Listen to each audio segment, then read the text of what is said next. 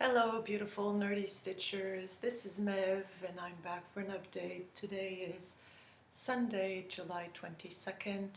It's been 5 weeks I think since my last video and I've got a lot of things to show and most importantly a lot of things to talk about.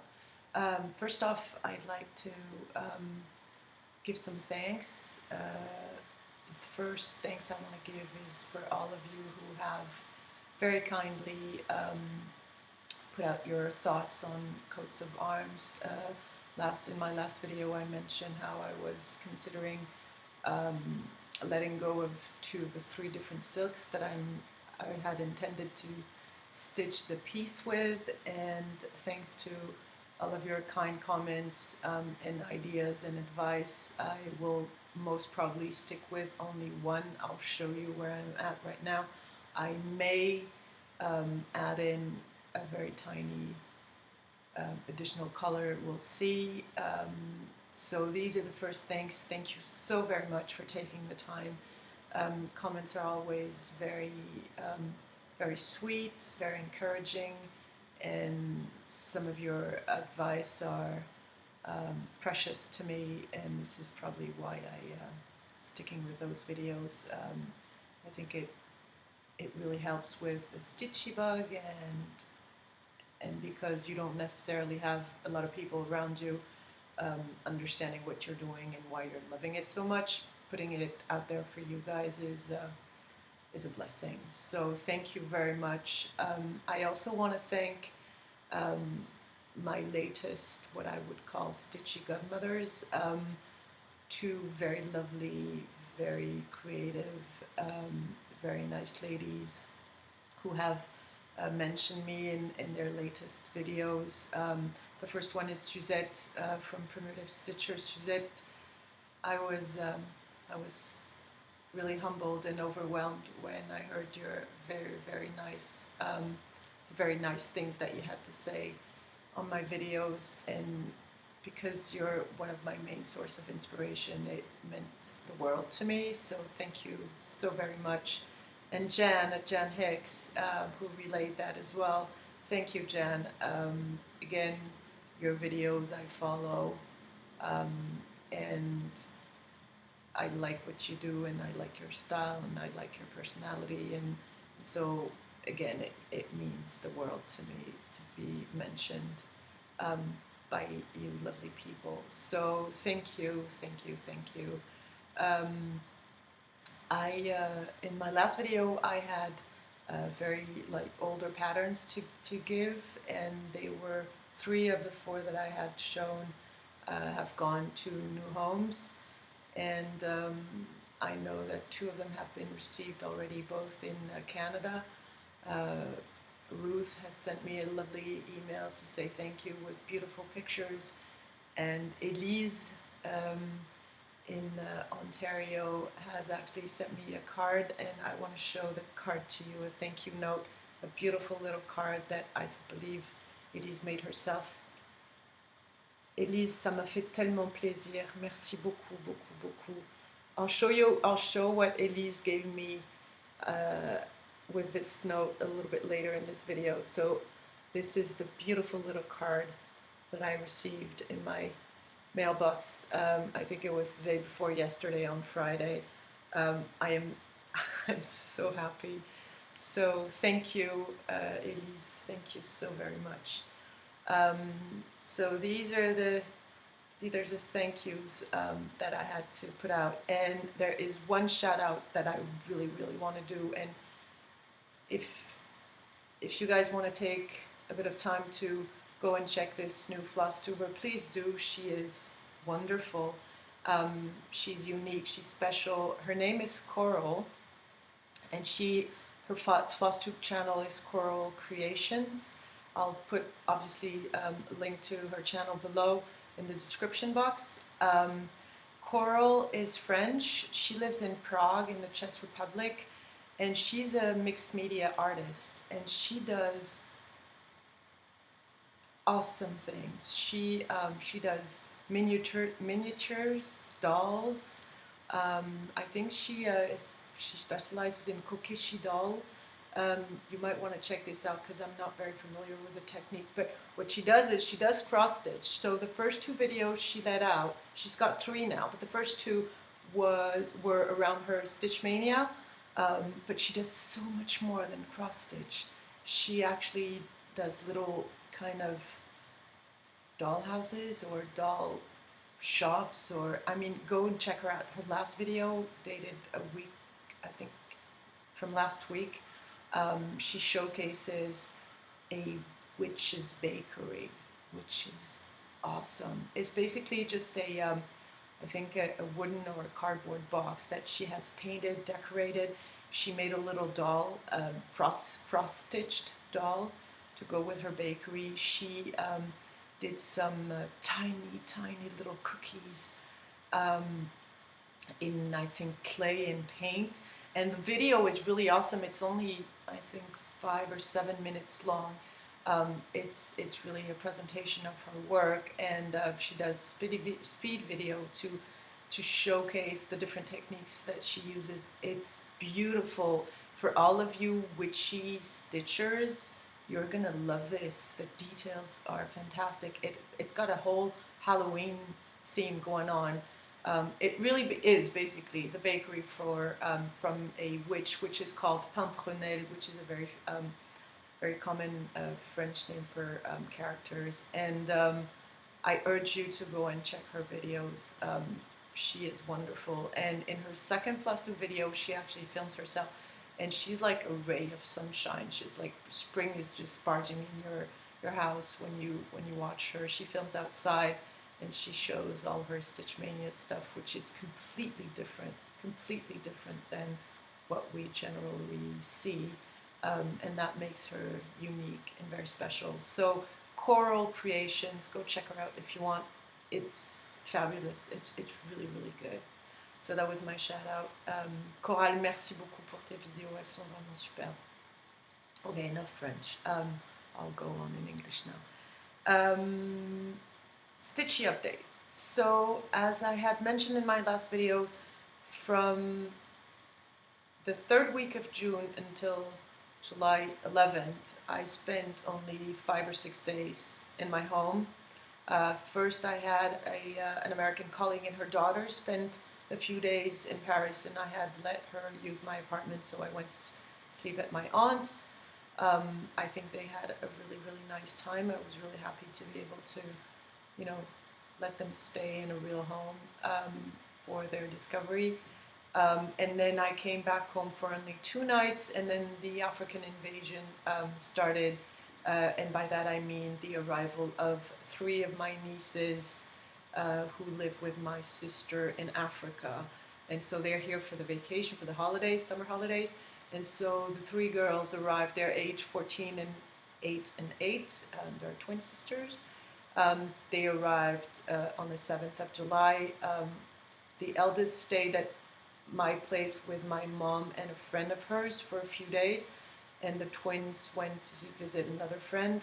So again, I left my apartment, went to my second home, which is my aunt's place, and then finally I got to get my place back to myself after 2 or 3 weeks of being, you know, here and around. In the middle of that, I went to spend 1 weekend over at my dad's, who lives in the countryside, a beautiful, beautiful place. And so I was happy. I was really happy to, you know, be back in my own home. And all this to say that the stitching has not been exactly as usual. Obviously, when I wasn't at home, I only took 1 piece, which is what I call my travel piece. The garden series by Plum Street Center, is it? I think, or Blackbird Design. Blackbird Design, sorry. I'll show you where I got to in a moment. So yeah, so I got a little bit of time to spend on the garden series, and not as much as I would have hoped on Coats of Arms and my new start, which I showed last week. So let's get right into it. Let me show you the Garden Club series first. So I had shown my first finish, which was Garden Club series number 1, which is the basket of cherries. So this was the finish I showed in my last update. And this is the second in the series, which is called Apple Orchard. This is what the patterns looks like, and this is where I'm at right now. It's on the same piece of 20 count Ada in Rustico by Zweigart, and this is where I got to. So I've put in some stitches. It's coming along really nicely. It's very easy to stitch. I'm left now to finish the tree and then add the apples and a little bit of border. All this is stitched in the called for mainly gast threads. As I have mentioned already, the colors on the pattern or on the stitched model are lighter than the actual colors. I don't know if you can see this, yes. But that's fine, it's just something you need to know. And I mean, there's no way, anyway, you can have a picture that is real to life compared to actually stitching it. So, I mean, this is stitch 1/1 on the 20 count Ada, very easy to stitch, and so I can take this anywhere and everywhere. So yeah, this is coming along pretty nicely.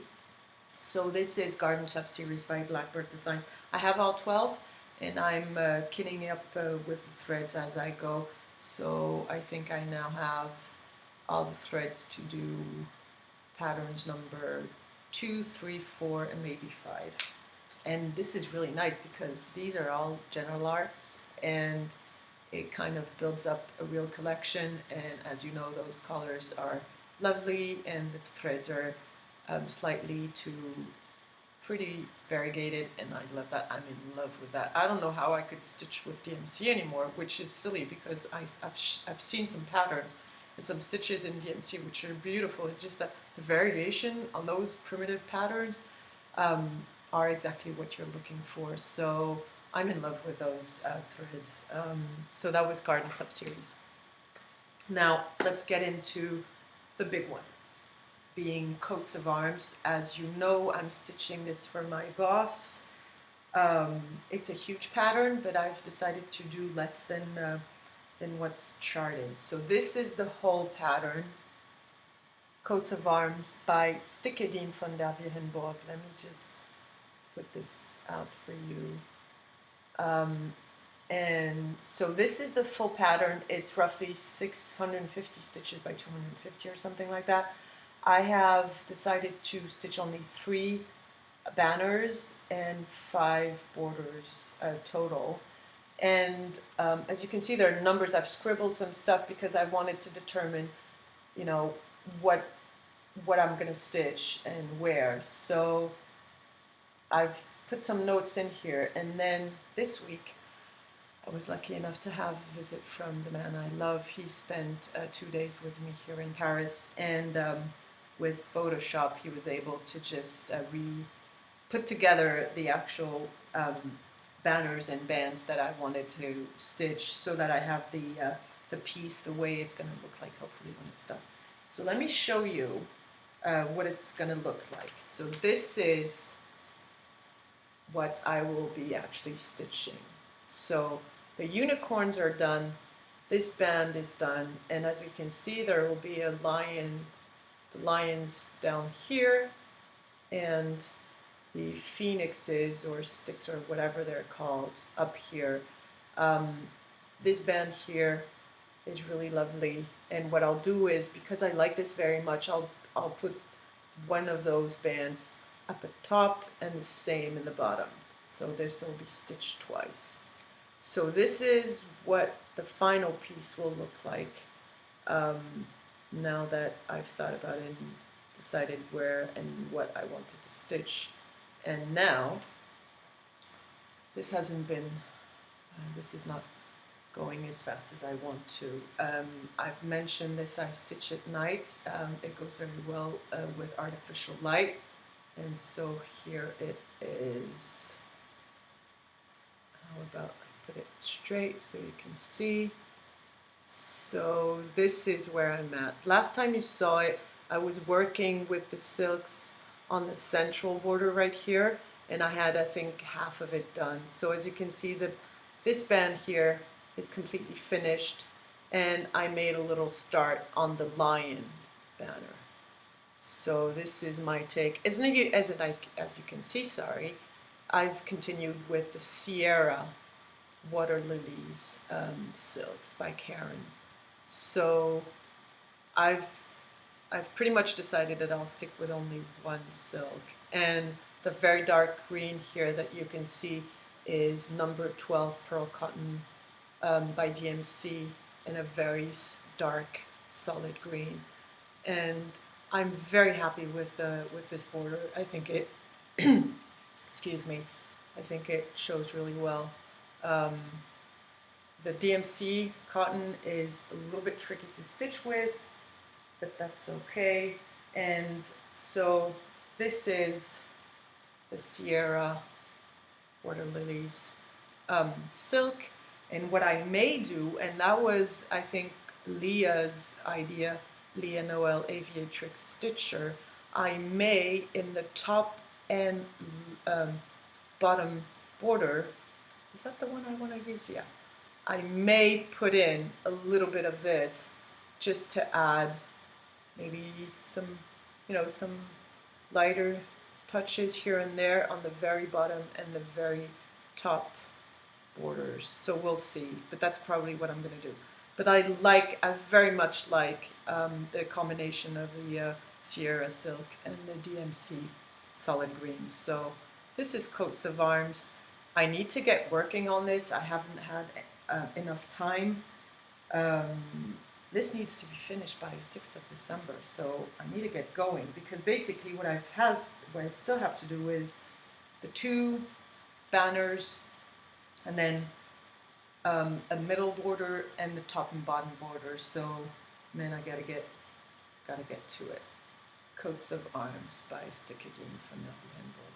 This is stitched on 25 count cream linen. It's very flimsy. I have to be aware of the tension on the hoop, otherwise it goes like, it's really hard to stitch on. It just like goes away, so not very easy, but that's fine. I mean, with the hoop in, I have a tiny floor stand, which makes it really comfortable, so that's good. I just need to get going. Excuse me, let me put this away. Next is the freehand embroidery. Thank you for all of your very, very nice comments on this. I think some of you have and are enjoying my journey into freehand embroidery, and I'm loving it as well. I haven't done much. I have just continued a little bit. Let me show you. So this I mentioned. I've decided to embroider based on a sketch by a French painter called Jean Lemoyne. So this is an ugly copy of the artwork. Very simple. Very nice. I fell in love with this piece of art instantly when I saw it at an exhibition, and I was authorized to take a picture of it in order to, kind of make a pattern for my freehand embroidery project. So this is the sketch by the artist, and I've transferred it on a piece of. It's actually a what you call it? It's a handkerchief that I overdyed. It's a cotton. Maybe mixed cotton and linen overdyed. I'm sorry, plain white that I've stained with coffee and tea. And so this is, I've traced the pattern with a special pen, and as you can see, let me just try and put these away. Excuse me. There you go. So far, not much. 3 lines in stem stitches, and then the 2 tiny little snails. The snails are done with backstitch and French knots for the antennas. And as you can see, so I've used 2 strands on those thick lines, and this bottom line is stitched with 1 strand only. And this is the way that I want to give a little bit of dimension on the piece. I'm loving this. It's really nice. It goes fairly quickly, and you just get to kind of experiment stitches. So far only 3 different stitches, but I have bought a book, an embroidery book It's a French book, and it's called Embroidery in 260 Stitches. This is it. I'm sure that you've got similar things in English. The glare is horrible. There you go. So this is the book, and it's really, really nicely done. You've got loads of different stitches, and they are organized in stitch types, or what they're here for. So you've got pictures and then diagrams and then written instructions. It's very clear. I've practiced some of them here and there, and so far I'm enjoying this. So what I do is to take a scrap of cotton or linen, and then take a random thread, and then try and practice some stitches. Look at those. These are beautiful. You've got loads of different things. Simple, complicated, very, very elaborate stitching. Let me show you maybe yeah, these are nice too. I mean, okay, you could spend a lifetime trying to, master and play with those. And so for filling in the some of the motifs on the piece, and for for changing a little bit the lines that I have to stitch, I will probably choose some of those stitches and try my hand on them on the piece. So we'll see how it goes. Let me show this to you one more time. So this is reproduction of a sketch by Jean Le Moal. And the thread I'm using for this is a cotton from Atali, a French hand dyer, and it's called Setter. Yeah, I couldn't remember the name of the English word for cedre, which is obviously setter, the setter tree. It's a beautiful bluish gray to grayish brown variegated thread, and I think it goes for this piece. It's just perfect. You've got some variegation between blue and grayish brown. It's beautiful. Mike, I think you would like this one. It's primitive and beautiful. So this is freehand embroidery, and I'm loving it. It's really nice. So if I have like half an hour and I don't want to take out the cross stitch, I can just do this. I stitch in hand, which is, from what I've seen so far, the easiest way. My mom showed me how to take the fabric in my hand in order to be comfortable when stitching, and it really, really helps. It helps in the regularity of the stitches and the tension and everything. So far it's going really well. Freehand embroidery for you, ladies and gents. The next and last piece, actually, I have to show is the piece I started 5 weeks ago after I had finished Harvest Keeper by Plum Street Samplers.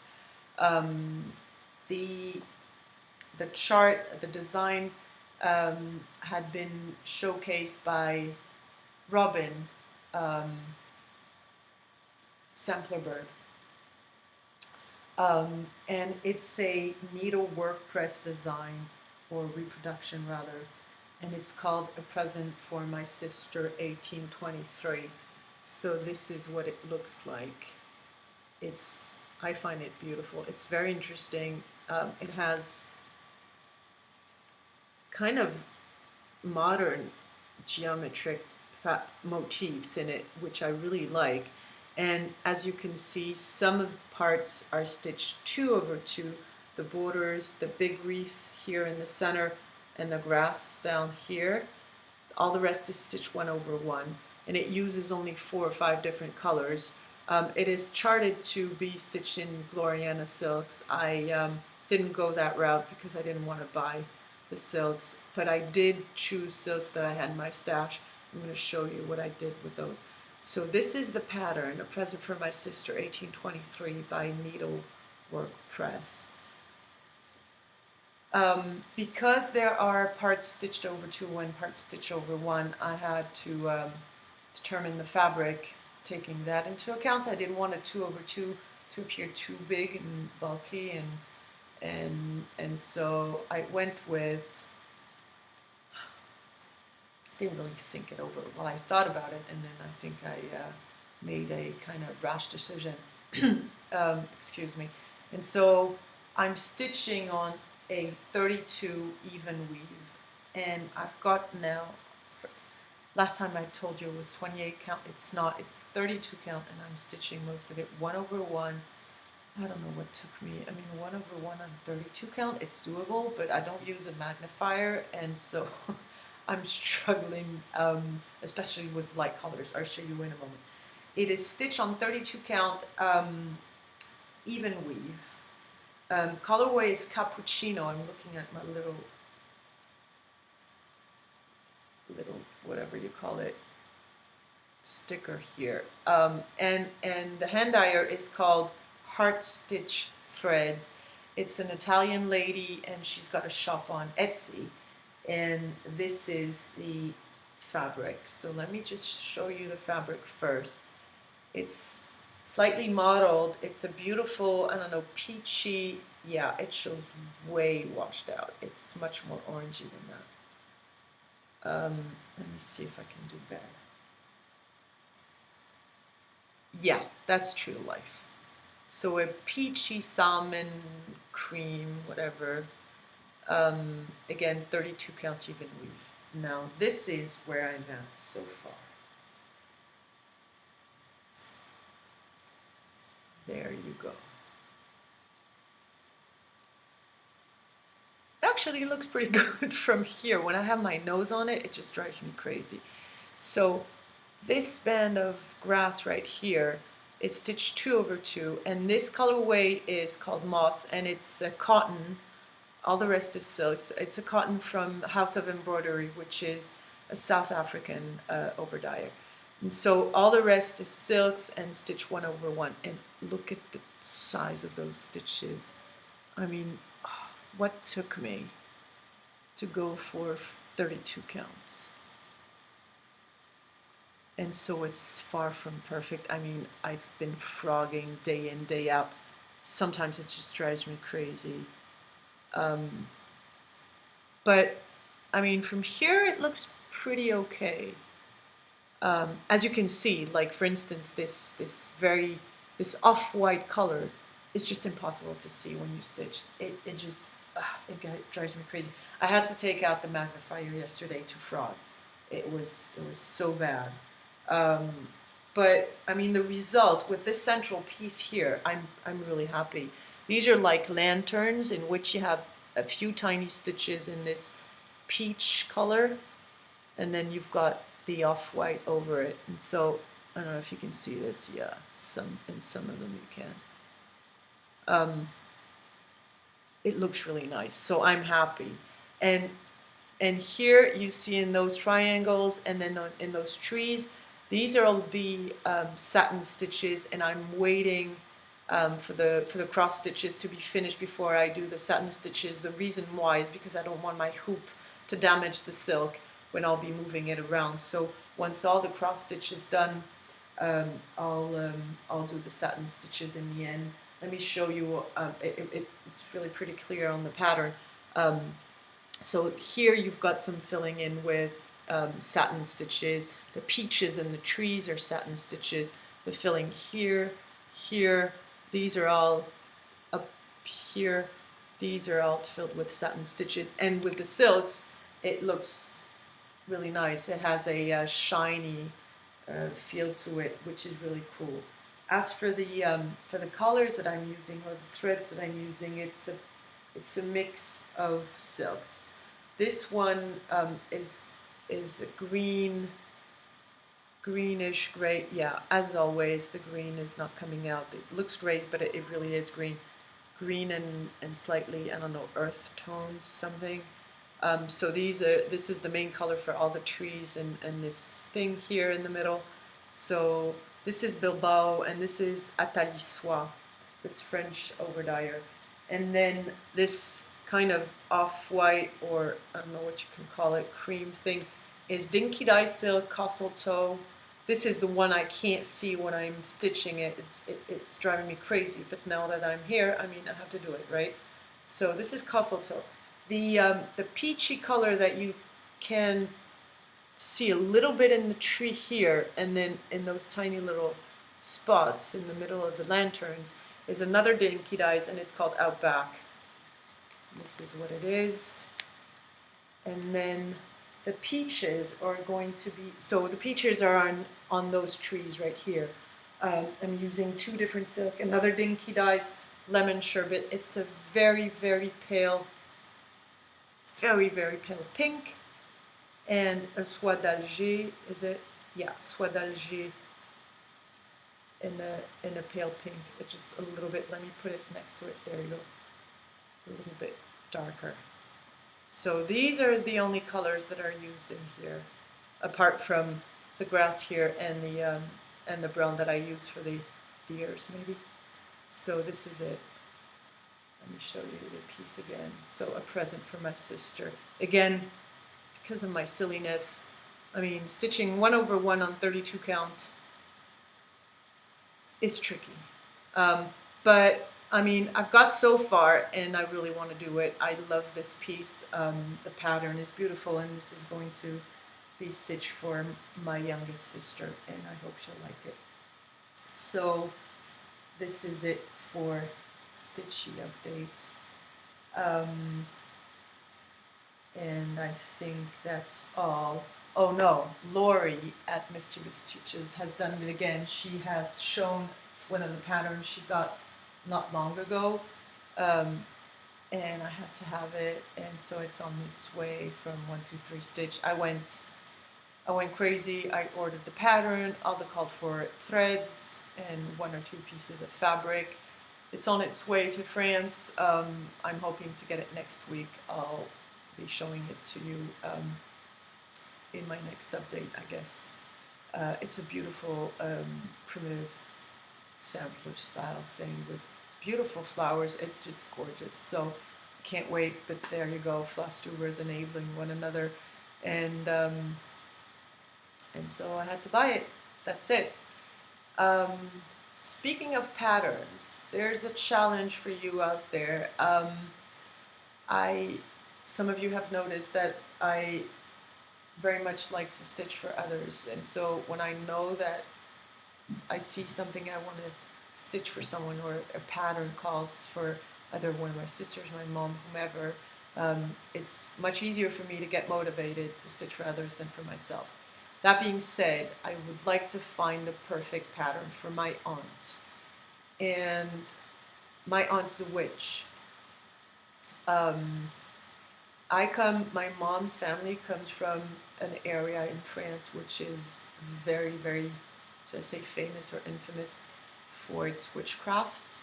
And this has been for centuries, right? So it's an area, a very rural area, where witchcraft has always been around.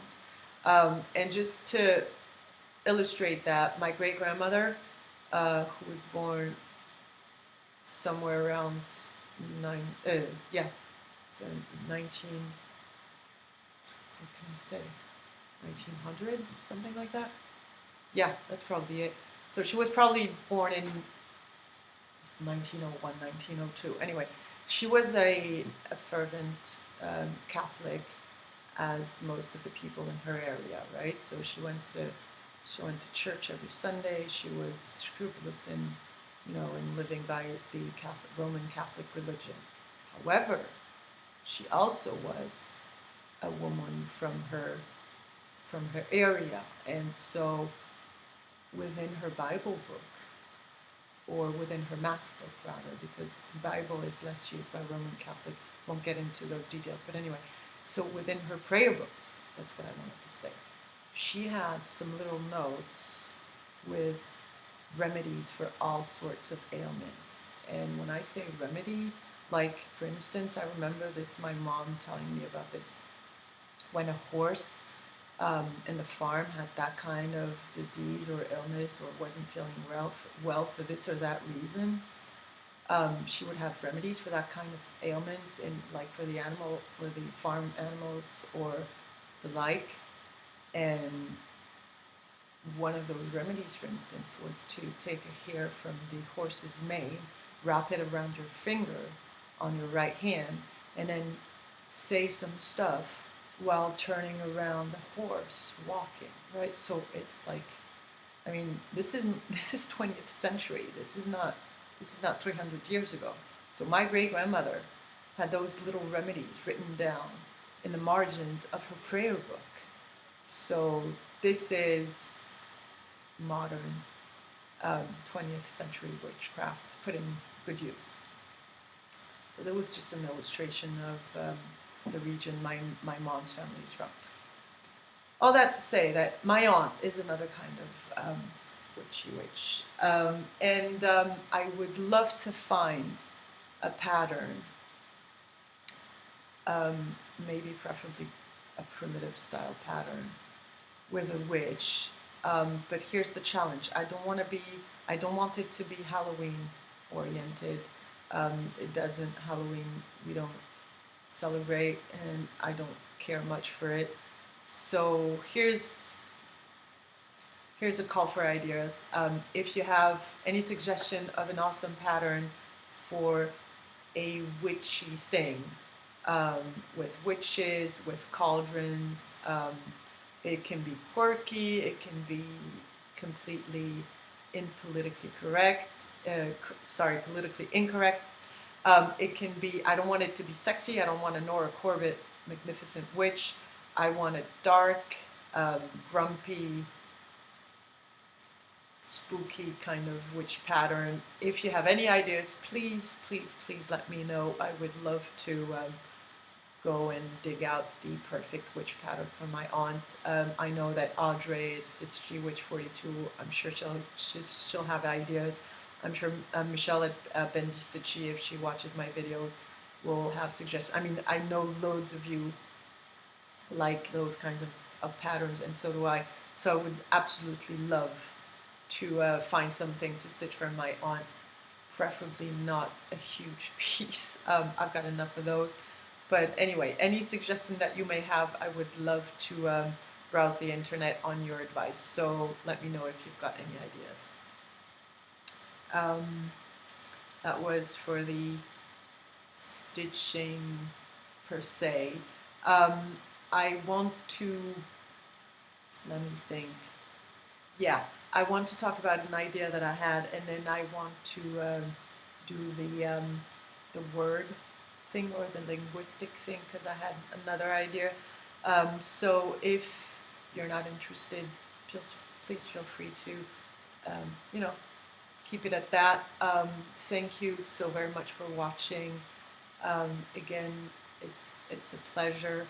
So here's what I did, and I'm in the process of doing.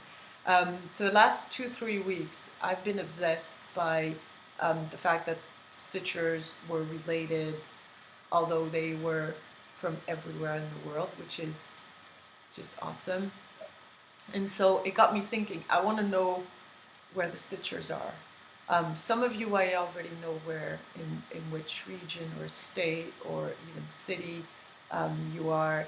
And so one day I thought, I want to show where all the stitchers that I'm in contact with live. And so I found a world map. And so this is what I found. What I wanted was a world map in which I could actually put things on to show who lives where among the stitchers that I've been in contact with, either by comments or by emails or stuff like that. So first of all, I had to find a world map, and this is what I found. This is a cork board. Let me show this to you. Okay, I don't know what I'm showing. This is it. So this is a world map drawn on a cork board, which is awesome because obviously you can stick pins into it. And so that's the trick. And as you can see, I've started. So so this is my world map. And I found, let me see if I can grab them. This is going to move a little. I'm sorry, it's big, so I'm very clumsy. I found some little pins wooden pins with a square shape, which is really cool because you can do loads of things with those. So this is, I've got 100 of them for now. So these are little pins that I can just, you know, put on the board, and this is it, right? And so what I did so far is put the stitchers who have publicly acknowledged where they live. Obviously, I will not do that with people who have privately sent me their address, unless they tell me, Marie, it's okay. You can, you know, you can say I live near whatever, San Francisco in the US, or Edinburgh in Scotland, or whatever. And so far I've got a few. This is here, Coral in Prague, Czech Republic. Obviously I've got a pin here, and I don't want to show you this one. But this is in Holland, in the Netherlands. And here I have 3 known stitchers so far. And I just wanted to show you how, this is an M. This is Mieke, Darling Bluebill. This is Ingeborg, as this is too far. And this is for Debbie, Creatively Yours. So those 3 ladies I know live in the Netherlands. Now, because the Netherlands is a fairly small country, and this is not, you know, don't take offense. It's just that it's small on my map, and so I don't need to search for a city or anything. It's just like right in the middle of the country. So this is the Dutch ladies. Here, this is in Sweden. This is Magdalena. Magdalena, if you would be kind enough to let me know whereabouts you live, whether it's in Stockholm or Malmö or whatever, I'd be happy to place this more accurately. Here in Scotland, Margaret Hastings lives. Same, Margaret, I don't know exactly where you live. If you tell me whether you're, you know, closer to Glasgow or Edinburgh, whatever, I'd be happy to put this back somewhere more appropriate. Now, in the US so far, I haven't put much because, again, I mean, this is only normal. I'm not, you know, a stalker.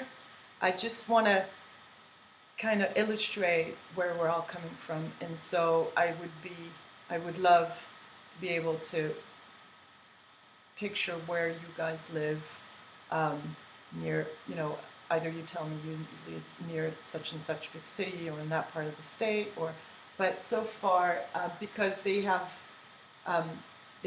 publicly acknowledged where they live, and one's gone. It's Coral. She left Prague. Here, as you can see, is a little Canadian pin, and this is the gift that I got from Elise. This is not very comfortable. So this Canadian maple leaf is where Elise from Ontario, Canada lives. And Elise, this is exactly, I mean, this was perfect as a gift, because now I know that when I look at this maple leaf, it's you I can think of. I don't know if you can see here, Texas. This is Vicky. Vicky recently commented on my videos, and she's from a city near Austin, Texas. So Vicky, this is for you here. And then all the way down here is Annette Navarro. She goes by the name California Stitcher on Instagram. And Annette, I don't know where in California you live, so I've just put, you know, a pin somewhere, that's not going to help, in California. And for each, for now, that can evolve, I've just put the initial of the first name on the little wooden pin, so that, you know, I know who's around. And then if there are several, like in the Netherlands, then I can put several initials. Now, what I'm thinking is, at some point, maybe I'll have like plenty of little pins here and there. And what I could do, which would be really cool if I have enough, is with threads, I could link the pins one with the other and create sort of a web to illustrate what the stitching community is. Like, you know, how the links, how we all are connected in some way or another. And I would love that. And like, imagine on this dark plain cork board, if I had threads going from one pin to the other and to the other and to the other, with colorful threads, I think it would be a really cool way to illustrate what a lovely and connected community we are. So this is an official shout out to you all lovely people.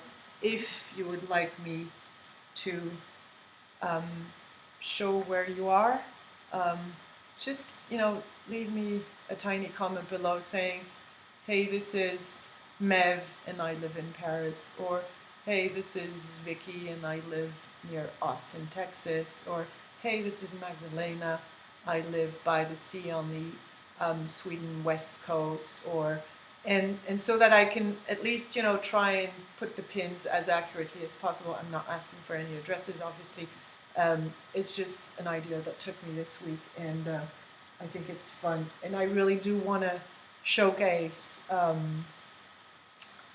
who we are, where we are, and I love to imagine what people's lives are in other parts of the world, and so I think it would be lovely to be able to illustrate that.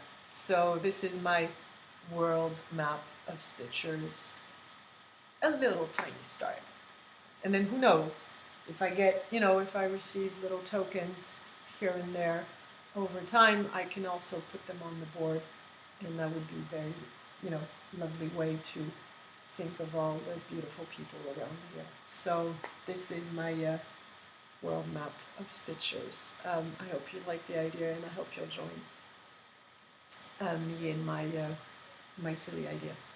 This is it. And then the very last part, so this is going to be actually pretty good, I guess, is the word thing, as Michelle Bendy-Stitchy suggested I did in one of my videos. She was commenting, and anyway, and she thought it'd be fun, for those of you who are interested, for me to talk about some quirks, some words, some whatever in the English language. And so I've been thinking about words traveling from one language to the other. Obviously, I'm talking only about French and English, which are the only two. I know a little bit of German, but not enough to say anything about it. But I wanted to with two examples, show how word travels and how they take different meanings or related meanings. But and then with one of those two examples, I want to show how words can travel back and forth, which is really interesting. The first word I want to talk about is stitching related, which is I think nice.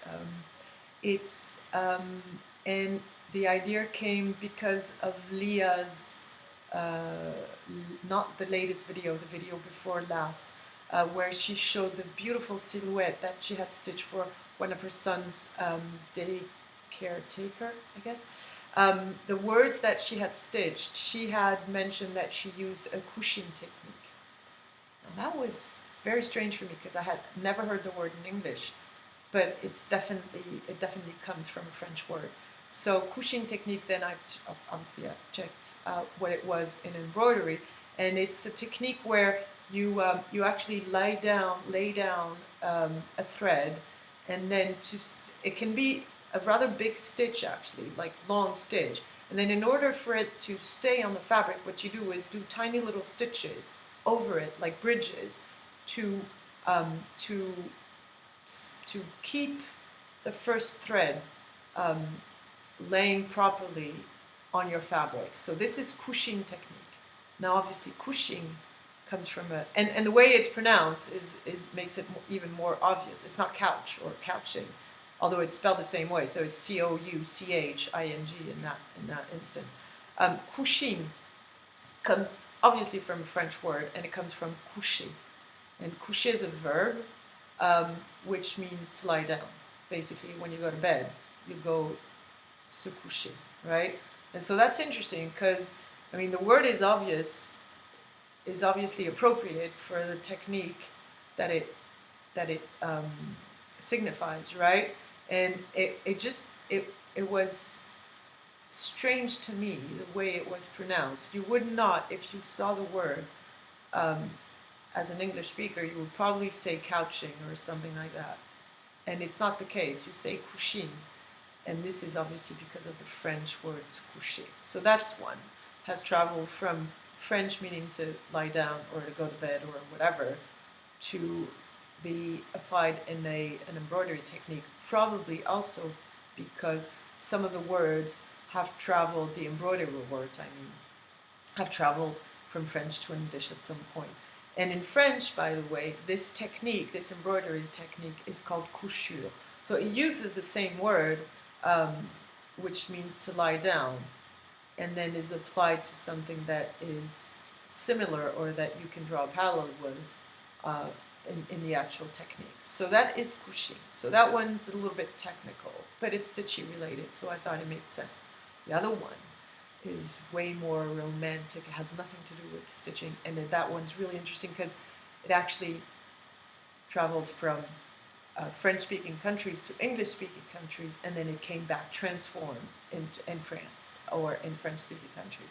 And this one is, I'm going to say the English version first, is to flirt or have a flirt, or anyway, to flirt. So meaning to have, you know, a kind of seductive relationship with someone, to start being interested and showing interest in another person. So to flirt. This one is really interesting. It comes from a French expression, which is completely outdated. It's not in use anymore. And so you don't say it anymore, but it means exactly the same thing. And so this expression was compter fleurette. And this is really sweet because if you translate it literally, compter fleurette is really telling flowery things. Okay, so this was used in I think in the Middle Ages and Renaissance period, when you spoke of a young man speaking in flowery terms to a young lady in order to seduce, or at least to put him in her good graces. So compter fleurette, which literally means tell, as in telling a tale, flowery things, became to flirt when it traveled to English-speaking countries, so namely in England at that time, because as you may know, England, the English court at some point spoke only French, and so those words of elegance and seduction and love and everything had a huge impact in the English language coming from the French that was at some point spoken at court among the riches and the aristocrats in England. So compter fleurette, obviously because the English go straight to the point and they don't need like loads of words, and they just tend to pack them in a powerful word. Compter fleurette became to flirt, and flirt is just really a contraction of fleurette, right?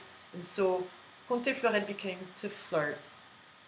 It was a verb, it's still a verb in English. And then it came back to France, and now we use the word flirter.